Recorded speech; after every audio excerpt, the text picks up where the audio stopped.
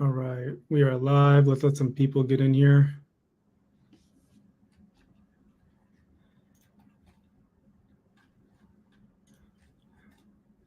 This Thursday night game has been good too. Like I said, bro, fuck me, fucking Mooney on my bench, bro. Hey man, we're playing each other in fantasy this week too, so I'm glad you didn't play him. Bro, I was about to play him. Like, you know what, Amari Cooper might not pop off this week. I was like, let me go with Mooney, and then the 5:15 lineup already locked. I was like, all right, whatever. Then I looked at your lineup and I was like, he has Algier and Bijan in right now. So I was like, all right, no worries. I think I have a chance. Yeah, combined to give me 15 points so far. So yeah, you definitely got a chance. Hey, we got some people tuning in right now. Shout out to Munpreet, bro. We got Art Uncle over here, Boss Man Pizza. Go check him out. South San Jose over there. Art Uncle, Boss Man Pizza. Thank you guys for tuning in. We are talking 49ers football. A lot to talk about with this team, as always. I'm the host, Sandeep Singh Chandog, and my co-host, Amandeep Singh Kunar over here. Two Bay Area guys, two 49er fans. You know, there's a lot spiraling right now with the 49ers. They're 2-2. We're going to get into a lot, including Christian McCaffrey injury update. We're going to talk about Fred Warner, what he's been doing. Brock Purdy, obviously, playing like a top 5 quarterback right now in the league. And then Davante Adams. 49ers are on his wish list of teams he would like to be traded for, so we have to talk about that. Let's start with this. How are you feeling right now about the Niners? 2-2. We got a much-needed win over the Patriots. That was a game. It was a get-right game, as we talked about, a game they had to have, and they came out and dominated a 33-10 win. Probably should have been 33-3 if not for that fumble to start the third quarter on the kickoff that led to a quick Patriots touchdown. But, you know, aside from that, a purely dominant win for the 49ers. We're now back in columns. So how are you feeling about this team right now?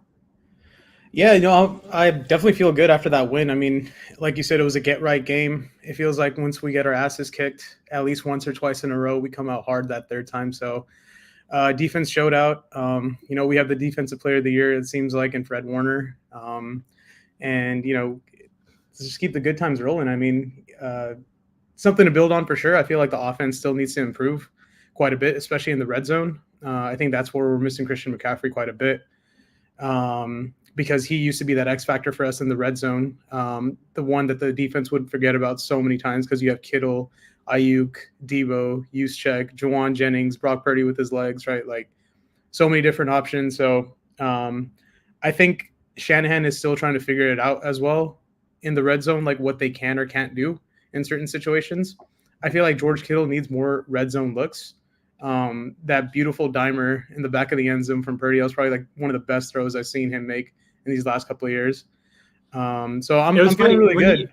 When he floated that ball, I thought it was about to go out of bounds. And then you just see George over 3 defenders just rise up and get that. And I feel like nowadays in the NFL, you don't see that much where quarterbacks give their guy a chance to just go up and make a play. Like we used to see it 24/7 with Matt Stafford and Megatron back when he was in the league, right? He would just throw that up and be like, fuck it, he's down there somewhere. And Calvin Johnson would just rise up and grab it, you know, and or like Brady and Gronk. Yeah, exactly. And when you have a target like Kittle, you can make the case he's been the best tight end in the NFL this season. You know, he missed one game, but aside from that, his numbers have been pretty good. And typically we've seen him in the past primarily be used as just a pass blocker, but it's been nice to see him involved in the offense more early on this season. 100%. And I feel like that's just another dimension that Kyle Shanahan needs to tap, especially when it gets down to tight late game situations like we've seen it in the past. And, you know, if this team wants to gear up for another deep postseason run, George Kittle has to be a big part of it this year for sure. Yeah, 100%. I agree. George has to be a part of it, you know, and, you know, Brandon Ayuk, man, is just a guy who's been struggling right now. And I don't know what's going on with him. We saw last week in practice, he had the whole incident with his shorts where he comes out wearing some red shorts and it's just like little shit like that, bro. It's like, what are you doing? Because you already caused a whole summer of like off-season drama with your contract situation. And then you admit to it, like, hey, I probably made this a little bit harder than it needs to be. And then you're not even balling to start the season, right? Like 4 games in now. The last game was probably his best game. I think he had like 4 catches and like 48 yards, you know. a big chunk of those yards came on like one play, but we know he's had a couple of drops this season, and then now coming into practice and you're like being a little kid about wearing some red shorts. It's like, I don't know. What's your take on like just Ayuk and how he's been so far all around? I think he's just still lingering from the effects of the offseason. I think there's just some things in his heart that he's still holding on to of how those contract negotiations went, even though, bygones should be bygones by this point. But, you got to give credit to Kyle Shanahan for kind of just throwing that under the bus, just under the rug. I mean, that could have gotten a lot worse than it looked. But, I think Shanahan is kind of like, immune to all this kind of bullshit now, where it has to do with really, really trivial things. And for Brandon Ayuk, I mean, I think part of the frustration is because of how he's performing right now. But then the other thing that he's having a hard time accepting is that this is kind of his fault that the negotiations had to drag on this long. Like, yes, the Niners are definitely responsible for playing hardball, but if you're a franchise, you're going to watch your finances no matter what, and you're going to watch who you pay, right? Because contracts like that, they can set you back 3, 4, or 5 seasons. And that's what the Niners didn't want to do. So it sucks. But right now, he's our third best receiver behind Debo and behind Juwan Jennings. And who knows if Pearsall comes back and he balls out, gets open and is like a yak monster, yards after the catch monster. Mm-hmm. It's going to be really hard to view Brandon Ayuk as being the best receiver on this team like he was last year. Yeah. When Pearsall comes back, like I imagine him being probably their deep threat, honestly, because that was a big thing he was known for at Florida. Obviously, he's got great hands, really good route runner. And then Debo's obviously they're still their yak guy. Jennings could be their between the lines guy, right? Like every down kind of guy. We might see instances where maybe Ayuk is not on the field unless he picks it up, obviously, right, and starts to back to the Brandon Ayuk we know. But it begs the question of this is what I wanted to get into. Should the Niners trade for Davante Adams? Because Davante Adams this week requested a trade from the Raiders, and today Ian Rappaport from NFL Network put out an article, and he said that among the teams that Davante Adams would be open to a trade to is the San Francisco 49ers. And we've seen him tied to other teams, obviously the Jets with Aaron Rodgers. The Bills were on that list. The Steelers were on, I think the Saints as well. But the report also said that Adams is not set on just a demand to the Jets. So there's a very real possibility that like he gets traded somewhere else. Should the Niners make a move for him? I mean, Davante Adams still a top 5 wide receiver in the NFL, and I would imagine that if they do make this deal, Brandon Ayuk would probably be on the way out to make the salary work. And it begs the question: should he do it? Those of you guys who are tuned in right now, drop your comments in if you guys have any questions or what do you guys think about this? Should the Niners trade for Davante Adams? Please comment below. But like Mumphrey said here, hey, Davante Adams, the East Palo Alto guy, he went to Palo Alto High School, so having him come back to the Bay would be great. Arcomo, trade Brandon Ayuk for Adams. That's what I think too. I've been a huge BA guy in the past, just the way he's gone up to a start this season, all the drama he's causing. Maybe a change of scenery. Also, it would be an upgrade for the Niners. I would definitely be open to it. So what do you think? Should the Niners make this move? Do you think Lynch is working the phones right now? I think the Niners can get this deal done without having to include BA. I think it's just about picks for the Raiders at this point. They need to recoup some draft picks. I think the Niners have over $50 million in cap space this year to spend. Obviously, they're holding that to save for Brock Purdy in the offseason. Among other things, yes, I would definitely want Davante Adams on this team. But if I'm a GM and I'm a coach, I want to know where his heart and his mind are at right now. Is it about individual stats or is it about winning? Right now, I feel like BA is really frustrated because his stats hurt and he's not being the biggest team guy. We saw it with the slight tantrum that he had, right? That's a team thing, right? If it's a team rule that you have to follow, you follow it, right? When you get all pissy about it, right, you're thinking about yourself and yourself only. So if I'm going to make a move for Davante Adams and it includes Brandon Ayuk, if I have to give up that much and picks, I need to know where his mind space is at. Because he had a really tough year last year with Jimmy G and Aiden O'Connell being his quarterback. We saw it in receiver, right? All the snippets of him. Oh, he was pissed. About how how He he was gets hit, pissed. and all Yeah. that kind of stuff, right? So, like, I would want to know as a general manager, like, where's your headspace? Like, what are you going to come in and do for us? Are you going to pout when you only get 2 receptions for 12 yards? Because that's what happens in this offense with superstar players. We've seen George Kittle go 0 for in 2 Super Bowls, damn near, and that guy never pouts or cries about his usage, right? That's the same type of player that we expect from all of our players, right? All of our players need to care about winning. So if Davante Adams is about that, then I'm open to it. Yeah, it's with a guy like that, like I said, is a top 5 wide receiver. Of course, players like that, they want to have the ball in their hands. They want to contribute to winning, right? If you're a real winner and a real competitor, the number one thing on your mind is just winning, right? You could go for 10 catches and 130 yards and a touchdown and you lost. But if you get only 2 catches and 50 yards, but you won, which one is more important to you, right? And 100%. if Davante Adams is at the point in his career where he just wants to win, then he should be pushing hard for the Niners over any team in the NFL right now. But to your point, like you're saying that you think they could not have to include Ayuk in the deal. I think they would have to, because it's not even a salary thing. I think it's at that point you're going to have too many mouths to feed, and you drafted a guy like Pearsall in the first round, and you want him on the field. Debo is going to be on the field. Jennings, who's been their top wide receiver this season, is going to be on the field, right? So then if you still have Ayuk and then you add Adams to the mix, it's going to be hard. And I think, Shanahan, he puts up with a lot, obviously, with this team, not from the injuries aspect, but obviously having to deal with managing personalities and whatnot. And I'm sure he wouldn't mind an upgrade of Davante Adams over Ben and Ayuk, also given happened. And it's not only this year. I remember a couple of years ago, Ayuk was in the doghouse for a little bit because he didn't come to camp ready and in shape and everything, right? So this is not like a one-time thing with Ayuk. So, I feel like a deal like, I know the Raiders were asking for a second for Davante Adams. I feel like Brandon Ayuk and maybe a 3rd round pick or a 4th round pick, some kind of package like that could probably get it done. Because for them, yes, you're taking on a contract, but Ayuk is a younger receiver who's in his prime. You're going to have him locked down for the next 3.5, 4 seasons. And I think you can get off this contract after probably 2 years or 3 years if you really want to. So it's not a bad contract, right? Ayuk is still a good player, and maybe in a new team and everything, he could change and whatnot. But I would like to think that John Lynch is making calls right now to at least see what the asking price is, because we know if there's one thing about this Niners team, they're always willing to make the trades. Like, fuck them picks. They don't care about it, right? They don't care about them. They're kind of especially while this window's open right now. 100%. Yeah, and that's a good thing, right? Is that we have an aggressive regime, right? They've always been aggressive these last 7 years, even when they weren't winning.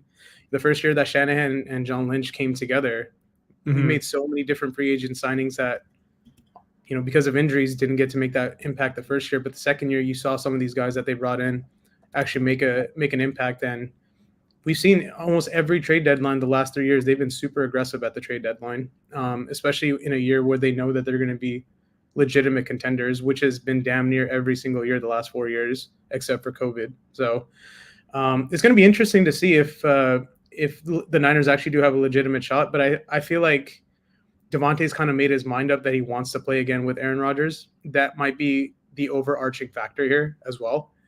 But it's up to him to also, like I said, he needs to know what he wants, right? Does he want stats or does he want to win? And if he wants to win, this is probably going to be the best place to come if we can have a serious offer. Yeah, look, Aaron Rodgers is Aaron Rodgers, right? You and I are huge fans of that guy. Like, there was a time where we wanted him in over here in the Bay in a Niners uniform. So, and if Davante ends up getting traded over there, that's a team that could definitely use his help. Will be a playoff team. I don't know if they're a true contender yet. They're definitely a playoff contender, not quite a championship contender, but his best chance to win. Among the teams he said he would want to play with is the Niners. He's not getting traded to the Chiefs. Like, definitely not. We've talked about this before too. Like, Raiders are not about to help the Chiefs, division rival. Like, not even if they offered 5 first-round picks. Like, they're not going to do it. You got to be petty, and like the last thing you want is to see your rival go for like a 3-peat. So highly doubt that's going to happen. But it'll be interesting to see where he gets moved. All right, let's talk about another impact player. This one who's on the 49ers, Fred Warner. Fred Warner this season just been incredible. I mean, look at his stats here: 27 total tackles, 3 forced fumbles, 2 interceptions, and a sack. He had a pick 6 against the Patriots on Sunday. Didn't even play the second half of that game, and still just an all-around great performance. He's dealing with an ankle injury, but at this point in the season, I mean, I know we're only four games in, a quarter of the season. Like, I think it's safe to say that DPOY is Fred Warner's to lose because, I mentioned like the numbers, but this has been a few years in the making now that Fred Warner's been on this run. And seen in the past few years, it's always been, defensive ends who rack up 18, 19 sacks that tend to get the DPOY award. But I think early on right now, there's a very strong case that Fred Warner is the leader for it, and it's not even close.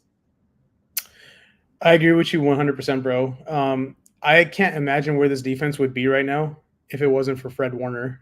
In the first half of that game, he literally looked like the best linebacker in 49ers history. And there's a lot of people saying that.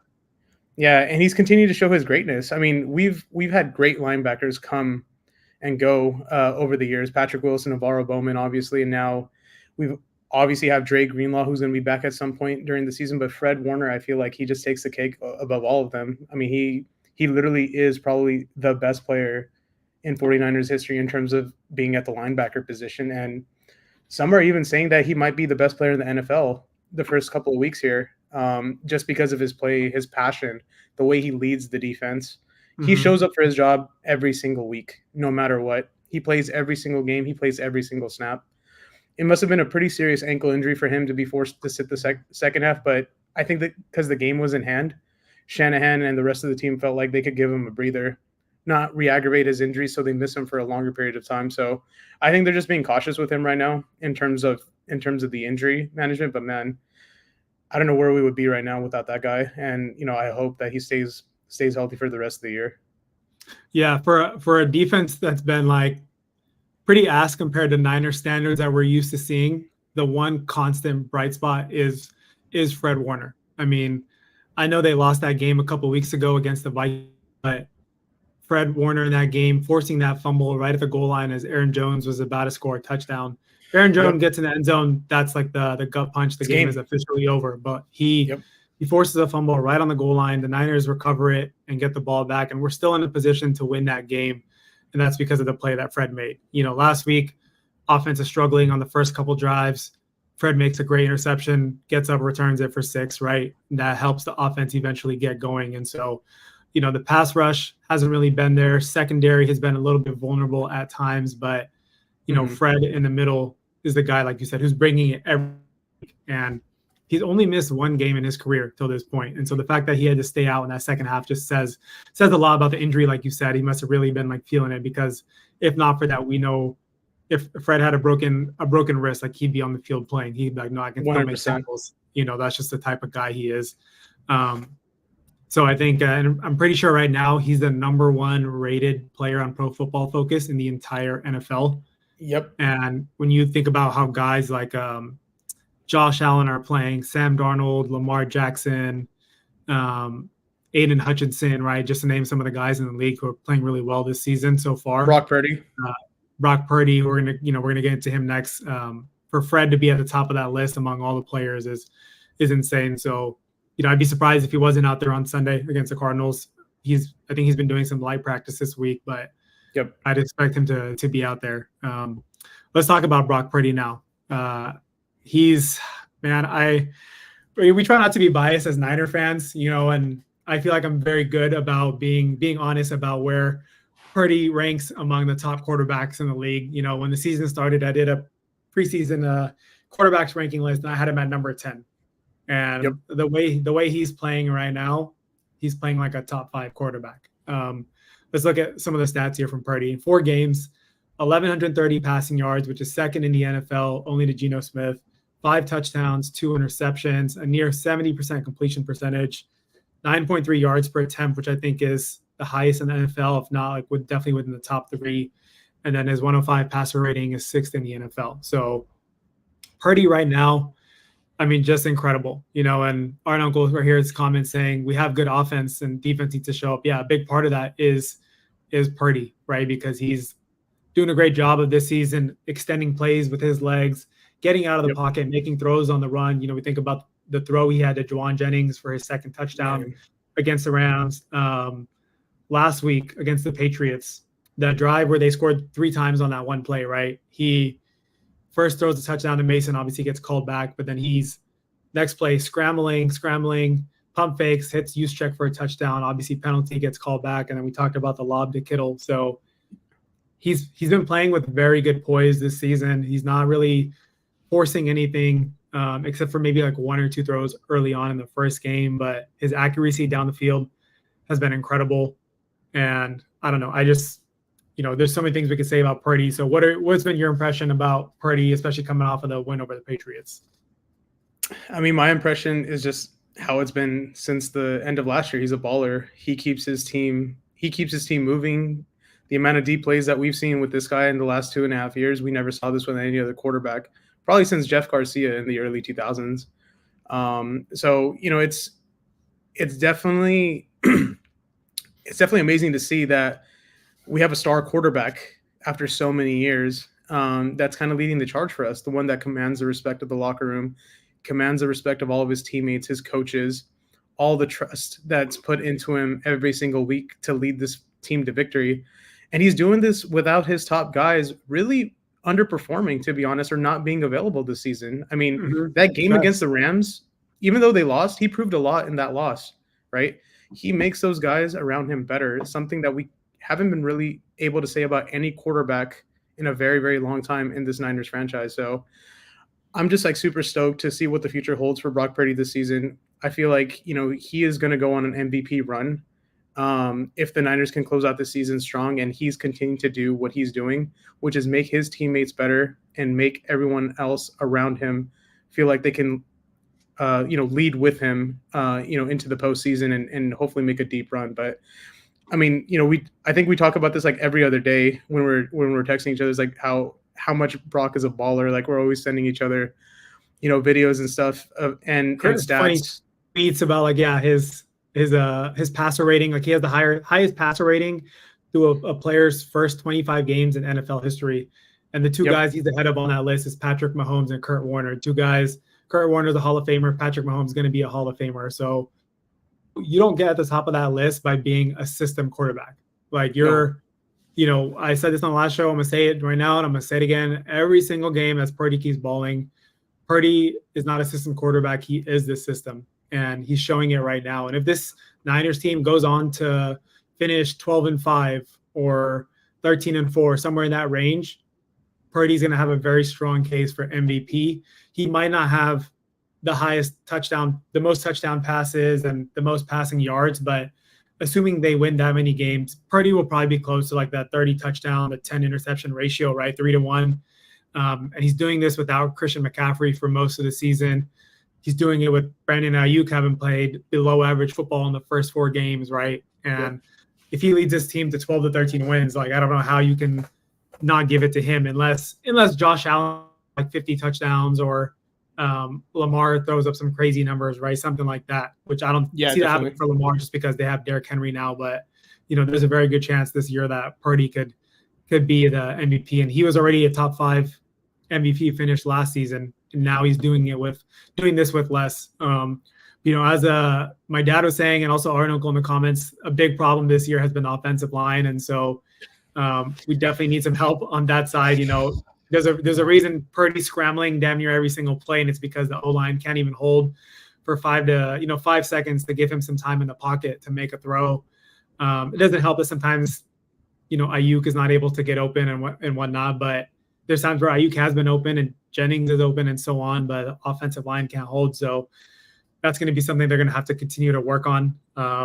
Thankfully, we have a mobile quarterback who can play in the pocket, play out of the pocket, make throws on the run. It's refreshing after the Jimmy G years over the past few years and all the quarterback controversy over the last 5, 6, 7 years. It's been insane. So it's definitely nice to have a guy like that. Wow, did the Falcons just win on a field goal? Is that what I'm seeing? I'm looking at that right now. Actually, yeah, it looks like they won on a field goal. Yeah, Young Ho Koo making the game-winning field goal. My Young Ho Koo. Oh man. All right. Well, let's talk about Christian McCaffrey a little bit. A guy, we don't have to talk about him too much because we know he's still out right now. The latest on him is he went to Germany last week, got his doctor look at him over there. He reportedly has Achilles tendonitis in both of his legs, not just one, both of them. The Falcons game is tied, so Bucks and Falcons are tied right now, late in the fourth quarter. But yeah, McCaffrey dealing with Achilles tendonitis, and this can definitely lead to ruptured tendons. So the Niners have to be extremely, extremely careful here with CMC and how they handle the injury.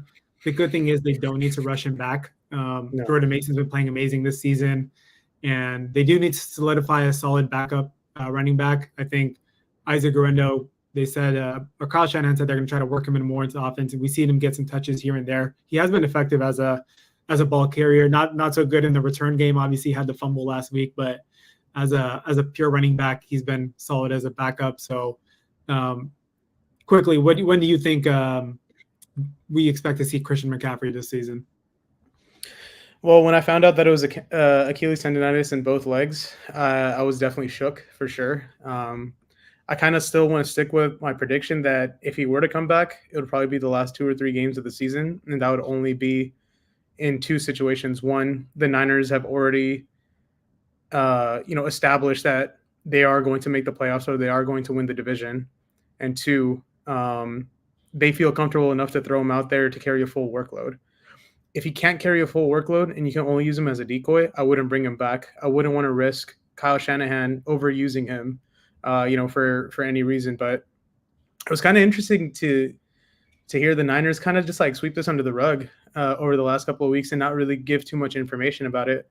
It could be that they were also kind of like not in the know as much about it until he went to Germany and visited and got his scans and his treatment. Mm-hmm. But it definitely is a little bit concerning for sure that it's in both legs. And from what I read, that comes from overcompensation in one leg over an extended period of time. So it could be, it could have happened last year in the playoffs when, Christian was carrying the rock pretty much like 30 times a game for us. Mm-hmm. He was getting 20 to 30 touches a game during the playoffs. And in that Super Bowl, he got so many touches. I mean, he was our leading rusher and receiver, I think, in that game, other than Juwan Jennings. So I think this is just a way of the Niners saying that they want to be careful with him if they're giving a specific timeline of later in the year. But if I was that front office, I wouldn't want to bring him back until the last 2 to 3 games, and that too to like tune him up for the playoffs if the Niners make it that far this year, barring any setbacks or injuries.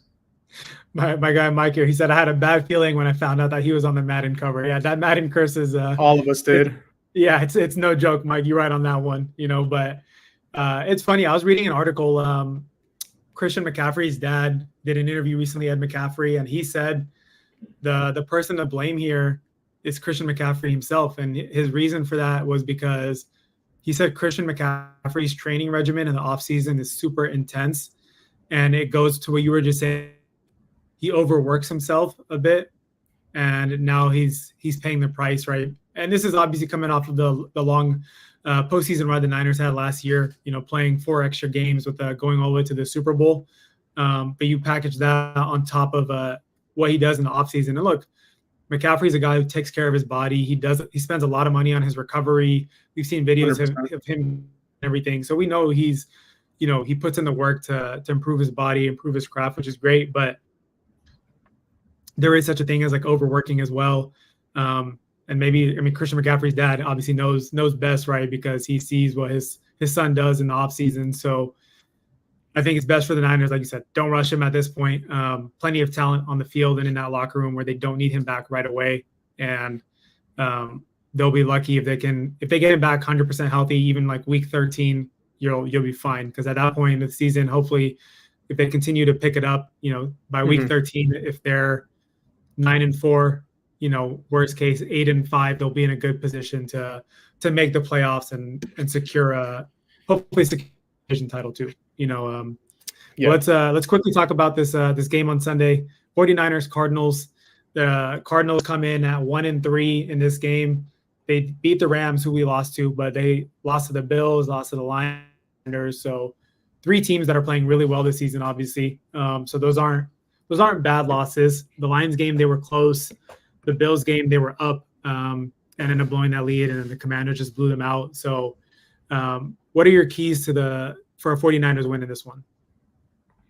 Don't give up any big plays to Kyler Murray and Marvin Harrison Jr. I think that's pretty set in stone that they're going to have to be aware of Kyler Murray's legs this week for sure, because if there's one thing that we know about this Niners defense, notoriously, we're really bad against mobile quarterbacks. For some reason, 100%. We just can never game plan correctly against mobile quarterbacks. And, even though Patrick Mahomes isn't the most elusive runner, he's killed us in a lot of Super Bowls and in a lot of big games because of his legs. So if I'm the Niners, that's what I'm focusing on this week. And, a guy like Fred Warner and Drake Greenlaw, those 2 guys are guys that can stop dudes that run, sideline to sideline and up and down the field from the quarterback position. So I am hoping that Fred goes for this one because it's going to be really critical to play against Kyler Murray and his elusiveness. And, Marvin Harrison Jr., I mean, we talk about him like every week. I mean, that first game he threw up a dud, but ever since then he's caught a touchdown in every single game, including that Rams game where I think he had 2 touchdowns in the first quarter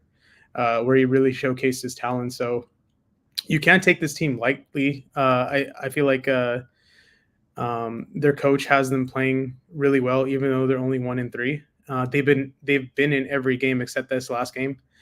And I expect it to be a fight for us for sure in the first half. But if we take care of business, I think they can put them away comfortably in the second half. But it all comes down to the defense, like we've been saying all season, these first 4 games. If the defense shows up, if they set the tone, we're going to be in good hands.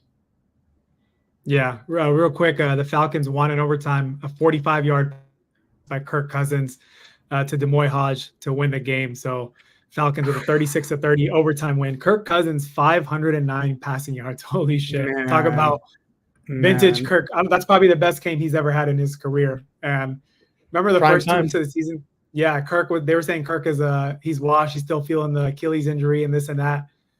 That's back-to-back wins for Kirk Cousins in prime time now. That's a huge win for the Falcons. Wow, 36-30. What a game for Thursday Night Football. But yeah, no, I agree with you. They definitely have to focus on limiting Kyler Murray. You got to keep him in the pocket, make him beat you from there. Don't let him get outside of the pocket. When he starts to scramble, he's quick, he's fast, he's very elusive. So you don't want him getting outside of the pocket. And then Marvin Harrison Jr., as you mentioned, he's been doing really well since week 2. I'd imagine Mooney's going to be on him for most of the game. Don't want to give up any big plays there. Yep. And then James Conner, has been really good this season too. Right now, the Cardinals rank 12th in total offense in the league. They're putting up 333 yards a game and 153 rush yards a game. And we know the Niners, their defense in general has been like a little bit suspect this year. We've seen they don't give up a whole lot of yards. Kyren did score 3 touchdowns on it, but he only had 89 yards rushing in that game. We saw them limit the Patriots running backs last week. So I'd imagine stopping the run is going to be the focal point of the game plan this week for the defense. And then just keeping an eye on all their weapons. Harrison Jr., Trey McBride, obviously. They'll definitely need to put some pressure on James Conner. Kyler in the pocket, James Conner for sure. But this is a game that I'm not going to take Cardinals lightly because they can definitely explode on offense in a hurry. Yeah. So the Niners have to be on it from the start. But, we'll see how this game goes. Division rival, obviously, and we'll see if the Niners can get going here at home on Levi. It's going to be a hot game. So if you're going to that game, it's going to be 92 degrees on Sunday. Get your shorts out, your tank tops, keep cool, get your cold drinks ready. And let's hope the Niners get another dub. Thank you guys all for joining us here for another episode of the Deep Dive. We'll be back next week and we will recap the Cardinals 49ers game. And hopefully we'll be talking about a win this time next week. Thanks, everybody. Thank you, guys.